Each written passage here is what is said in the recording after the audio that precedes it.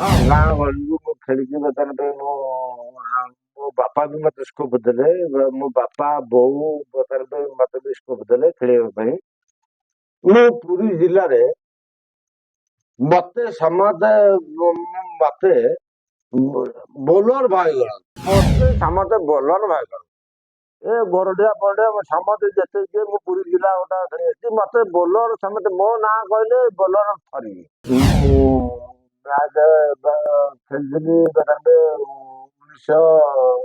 1996 ମସିହାରେ ମୁଁ ଖେଳିଥିଲି। ହଁ ଜିଲ୍ଲା ସ୍ତରୀୟ ଖେଳିଛି, ରାଜ୍ୟ ସ୍ତରୀୟ ଖେଳିଛି,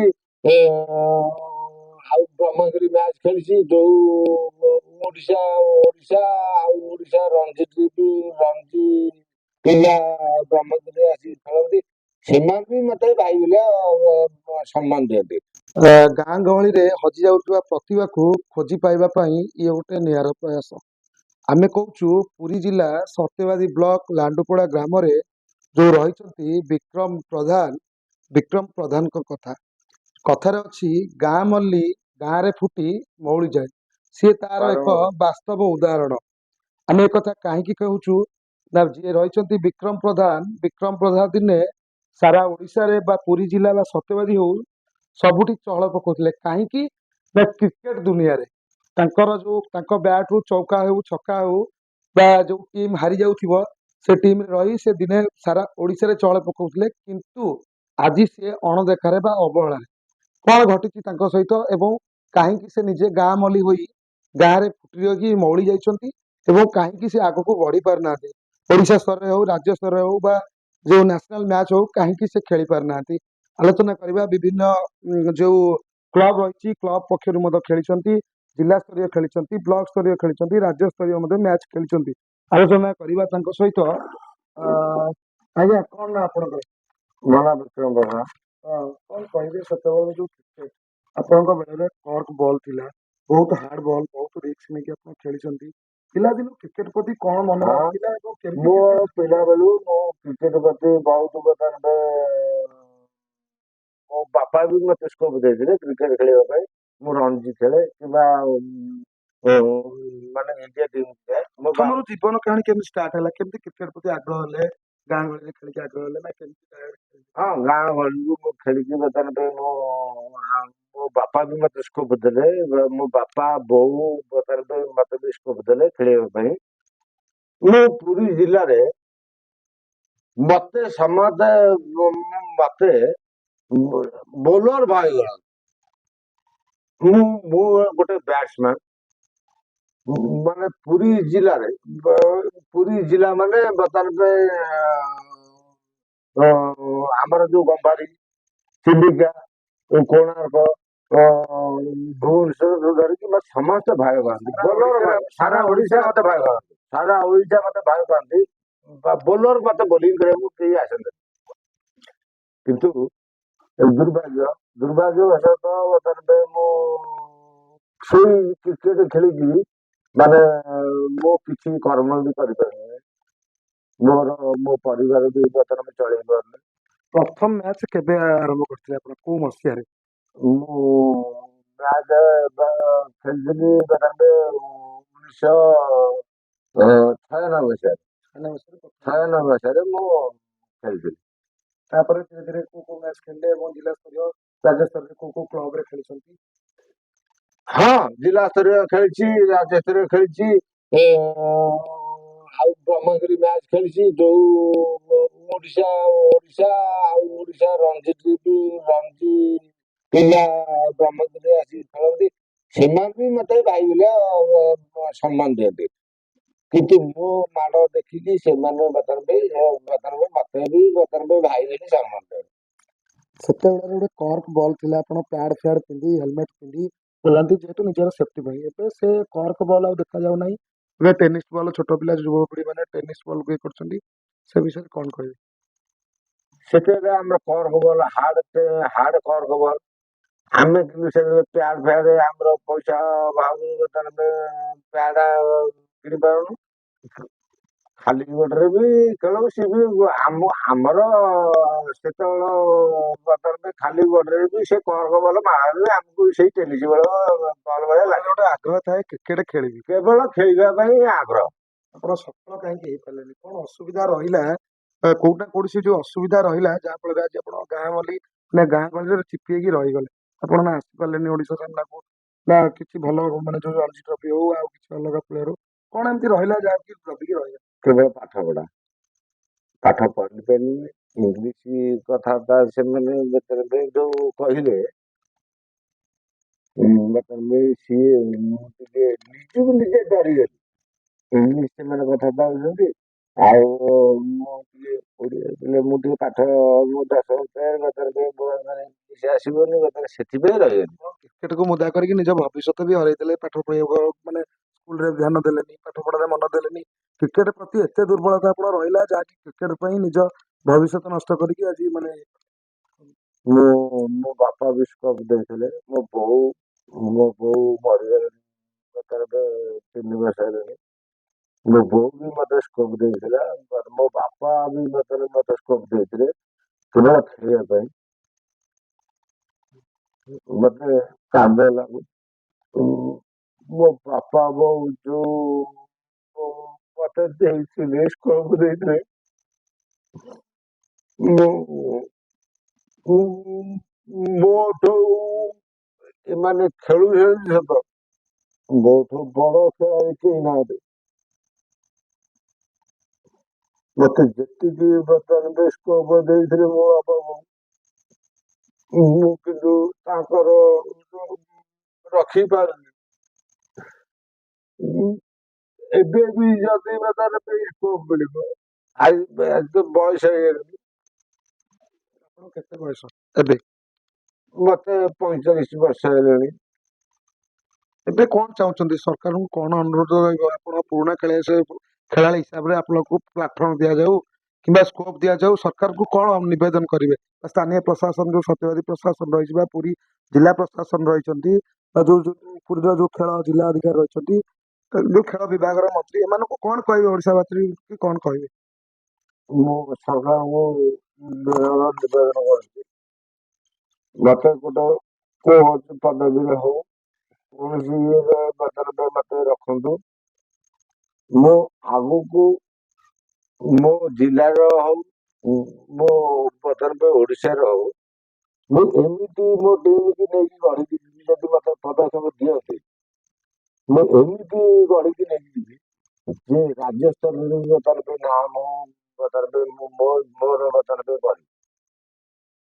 ନିଶ୍ଚିତ ଭାବରେ ଆପଣ ଦେଖୁଛନ୍ତି କୋଉଠି ନା କୋଉଠି କ୍ରିକେଟ ପାଇଁ ତାଙ୍କର ଯୋଉ ମନରେ ଦୁର୍ବଳତା ଏବେ ବି ଅଛି। କାହିଁକି ନା ଆମେ ତାଙ୍କର ଯୋଉ ବାଇକ୍ ନେବା ବେଳେ ଯୋଉ ମାନେ ବ୍ୟକ୍ତିଗତ ମତ ନେଲା ବେଳେ ଦେଖିପାରୁଛନ୍ତି ତାଙ୍କ ଆଖିରେ ଯୋଉ ଭଳିଆ ଲୁହ ଏବଂ ମନରେ ଯୋଉ ଭଳିଆ କୋହ, ଯୋଉ ବାପା ମା ତାଙ୍କୁ ଦିନେ ସ୍କୋପ ଦେଇ ଆଜି ସେ ଜାଗାରେ ପହଞ୍ଚେଇଥିଲେ। କୋଉଠି ନା କୋଉଠି ପରିବାରର ଯୋଉ ଆର୍ଥିକ ବୋଝ ଏବଂ ଯୋଉ ମାନସିକ ଏବଂ ଗାଁ ଗହଳିରେ ଯୋଉ ଆର୍ଥିକ ଅନଟନକୁ ସାମ୍ନାର ପରିସ୍ଥିତିର ସାମ୍ନା କରିବି ସେ ଆଜି ଗାଁରେ ଚିପିକି ରହିଛି। ଆଉ ମଧ୍ୟ ଆଲୋଚନା କରିବା ସେ ଭାବ ଭଳିଆ ହେଇଛନ୍ତି। ଆଜ୍ଞା, ଯଦି ଆମେ କହିବା ଯେ ଆଜିର ଯୁବପିଢି ଯୋଉ ଛୋଟ ଛୋଟ ପିଲାମାନେ ଆସୁଛନ୍ତି କ୍ରିକେଟ ଇଏ କରୁଛନ୍ତି, ମାନେ ତାଙ୍କର ମନ ଭିତରେ ଆଗ୍ରହ ଅଛି, ସେମାନଙ୍କୁ ଆର୍ଥିକ ସହଯୋଗ ହେଇପାରୁନି କିମ୍ବା ତାଙ୍କ ପରିବାର ହେଇପାରୁନି, ସେମାନଙ୍କ ପାଇଁ କଣ କହିବେ ଏବଂ ଆପଣଙ୍କ ପାଇଁ ଆଉ କଣ ହବା ଦରକାର? ହଁ, ମୁଁ ଏଇଟା ନିଶ୍ଚିତ କହିବି ଯେ ଯଦି ସରକାରଙ୍କ ତରଫରୁ ଆର୍ଥିକ ସହାୟତା ଯୋଉ ଯୁବପିଢି ତାଙ୍କୁ ବର୍ତ୍ତମାନ କିଛି କୌଣସି ପ୍ରକାର ଆଗକୁ ସେମାନେ ବି ବର୍ତ୍ତମାନ ଖେଳ ସହିତ ରହିକି ସେ ବର୍ତ୍ତମାନ ଆଗକୁ ବଢିପାରିବେ। କିନ୍ତୁ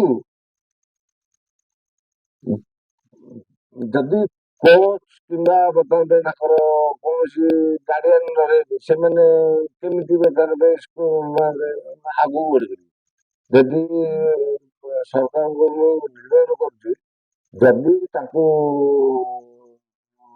କୌଣସି ସହାୟତା କିମ୍ବା ତାଙ୍କ ମୁଁ କାଟିଦେବି, ପଟୁ କାଟିଦେବି, ଭାବି କୁହ କିଛି ଇଏ ନାହିଁ। ପୁଅ ପଜ କରିଦବ, କୋଉ ପୁଅ ବ୍ରେକ୍ କରିଦବ, ସେ କଟିଯିବ, ତମେ ବ୍ୟସ୍ତ ହବନି। ରେଡି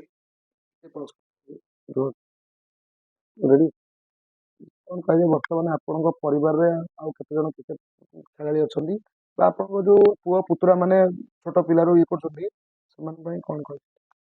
ଆଜ୍ଞା ମୁଁ କ୍ରିକେଟ ମୋ ଜୀବନର କ୍ରିକେଟ ହିଁ ହଉଛି ମୋ ଜୀବନ। ମୁଁ ମୁଁ ଖେଳି ଖେଳି 40-45 ବର୍ଷ ହେଇଗଲା। ମୋ ପୁଅ ବି ଏବେ ଖେଳୁଛି, ମୁଁ ବି ତାକୁ ସ୍କୋପ ଦଉଛି। କିନ୍ତୁ ମୋ ପରିବାର ମୁଁ ମୁଁ ଏବେ କ୍ରିକେଟ ଖେଳି ଆପଣଙ୍କର ଖେଳି ଆର୍ଥିକ ଅବସ୍ଥା କେମିତି ଅଛି? ଘରର ଆର୍ଥିକ ଅବସ୍ଥା ଅଛି କେମିତି ଚଳୁଛନ୍ତି କଣ ଆର୍ଥିକ କେମିତି? ଅବସ୍ଥା ଆର୍ଥିକ ଅବସ୍ଥା ମୋର ଭଲ ନାହିଁ। ମୁଁ ସେଇ କ୍ରିକେଟ ଦୁନିଆରେ ପଶିକିରି ମୋର ବର୍ତ୍ତମାନ ରୋଜଗାର କିଛି ନାହିଁ। କେବଳ କ୍ରିକେଟ ଦେଇକି ମୁଁ ମୁଁ ମାନେ ପଙ୍ଗୁ ହେଲା ଭଳିଆ ବି ମୁଁ ଘରେ ବସିଛି। ଯୋଉ ବୟସରେ କିଛି ମାନେ ପାଠ ପଢି ଚାକିରି କରିବା କଥା ସେଇ ବୟସରେ ଆପଣ କ୍ରିକେଟ ପାଇଁ ଜୀବନ ଉତ୍ସର୍ଗ କରିଦେଲେ। ବର୍ତ୍ତମାନ ବୟସ ହେଇଗଲା ଏବେ ବସିଛନ୍ତି, ସରକାରଙ୍କୁ କଣ କହିବେ? ମୁଁ ସରକାରଙ୍କୁ ନିବେଦନ ମୋ ବିନମ୍ର ନିବେଦନ କରୁଛି, ଆମକୁ କିଛି ବର୍ତ୍ତମାନ କୌଣସି କାର୍ଯ୍ୟରେ ହଉ କୌଣସି ବର୍ତ୍ତମାନ ମାନେ ମାନେ ପଦବୀରେ ହଉ ଆମର ବଡ ପଦବୀ ଆବଶ୍ୟକ ହିଁ ନାହିଁ।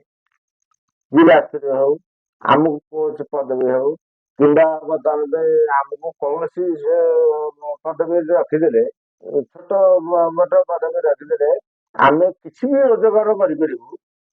ସେଥିପାଇଁ ମୁଁ ସରକାରଙ୍କୁ ନିବେଦନ କରୁଛି, ଆମକୁ ବର୍ତ୍ତମାନ ଛୋଟ ମୋଟ ପଦବୀରେ ରଖିଦିଅନ୍ତୁ। ଆମେ କିଛି ରୋଜଗାର କରିକି ଆମେ ଆମ ପରିବାର ବି ହିଁ ଚଳେଇ ପାରିବୁ। ଏତିକି ନିବେଦନ ଏବେ ହବ। ଆପଣଙ୍କର କେତୋଟି ପୁଅ ଏବଂ କେତୋଟି ଝିଅ? ପରିବାର କହିଲେ କେତେ ଜଣ? ମୋର ଗୋଟେ ପୁଅ ଗୋଟେ ଝିଅ। ଆମେ ଆମେ କ୍ରିକେଟ ଖେଳି ଆମକୁ ତ ପୁରୀ ଜିଲ୍ଲା ସାରା ସମସ୍ତେ ଜାଣିଛନ୍ତି। ମାନେ ପୁରୀ ଜିଲ୍ଲାରେ ବିକ୍ରମ ପ୍ରଧାନ ନାଁ କହିଲେ ସମସ୍ତେ ସବୁ ସମସ୍ତେ ଜାଣିଛନ୍ତି। ସବୁ ବୋଲର ବି ମତେ ଭୟ କରନ୍ତି। କିନ୍ତୁ ସରକାରଙ୍କୁ ମୋର ଆନ୍ତରିକ ଇଏରେ ନିବେଦନ କରୁଛି, ଆମକୁ ଆମେ କ୍ରିକେଟ ଜୀବନରେ ଖେଳି ଖେଳି ଆମ ଜୀବନ ବର୍ବାଦ ହେଇଯାଇଛି। କିନ୍ତୁ ଆମକୁ କୌଣସି ପ୍ରକାର ସହାୟତା କରିଦେଲେ ଆମେ ପରିବାର ନିଜର ଆମେ ଚଳେଇ ପାରିବୁ। ଆମେ ସେଇ ଦିନରୁ ଆମେ କେବଳ ଆମେ ରହିଛୁ ଘରେ। ଆମର କୌଣସି ପ୍ରକାର ରୋଜଗାର ନାହିଁ, କିଛି ନାହିଁ। ଆମେ କେବଳ କ୍ରିକେଟ ଖେଳିକି ଆମେ ଆମ ଜୀବନ ବର୍ବାଦ ହେଇଗଲା। ମୁଁ ସରକାରଙ୍କୁ ଏବେ କେମିତି ଚଳୁଛନ୍ତି? ଆମେ କେବଳ ଆମ ବାଡ଼ିରୁ ଶାଗ ଆଉ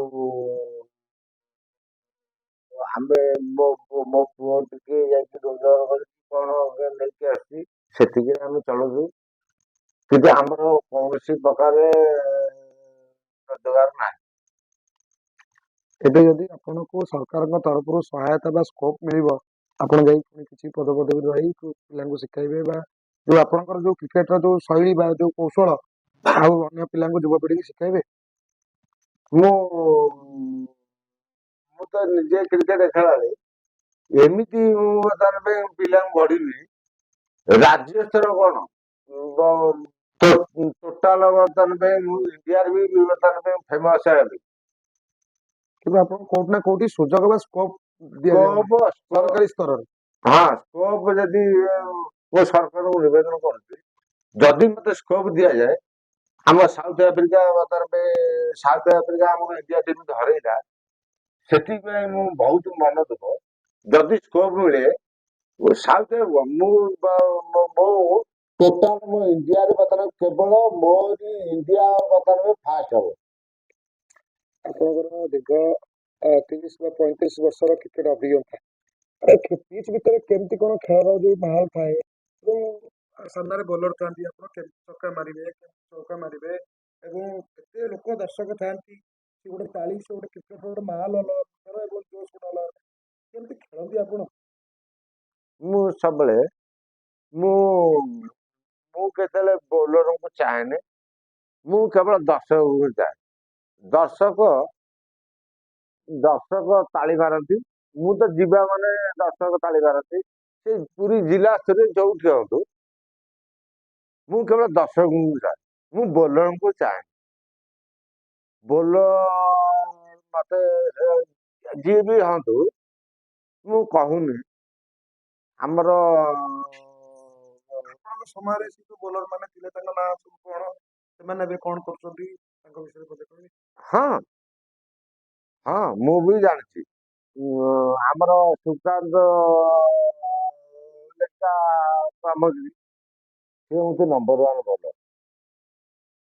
ଆମର ଆଉ ଜଣେ ବୋଲର କାଳନ୍ଦୀ ବେହେରା କାଳନ୍ଦୀ ହଁ କାଳନ୍ଦୀ ବେହେରା, କିନ୍ତୁ ମତେ ସମସ୍ତେ ଭୟ କରନ୍ତି।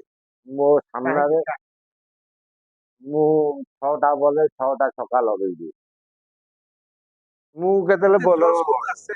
ଏତେ ଜୋସ୍ ଯେହେତୁ ଆପଣ ଚାଷୀ ପରିବାରରୁ belong କରୁଛନ୍ତି, ଏତେ ଜୋସ୍ କୋଉଠୁ ଆସେ? 6ଟା ବଲରେ 6ଟା ଛକା, ସେ ପୁଣି ପଡିଆ ସାରା ଲୋକ ମାନେ ଗୋଟେ ମାହୋଲ ଅଲଗା ପ୍ରକାର ଥାଏ। ଏତେ ଜୋସ୍ କୋଉଠୁ ଆସେ?